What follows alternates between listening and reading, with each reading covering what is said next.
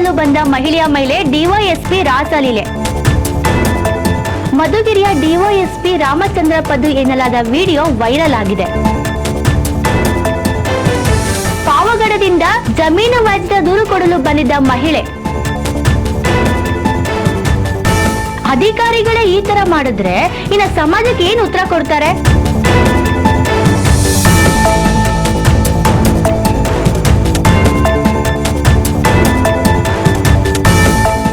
ದೂರು ನೀಡಲು ಬಂದ ಮಹಿಳೆಯ ಮೇಲೆ ಡಿವೈಎಸ್ಪಿ ರಾಸಲೀಲೆ.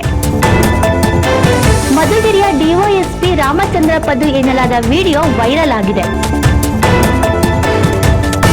ಪಾವಗಡದಿಂದ ಜಮೀನು ವ್ಯಾಜ್ಯದ ದೂರು ಕೊಡಲು ಬಂದಿದ್ದ ಮಹಿಳೆ,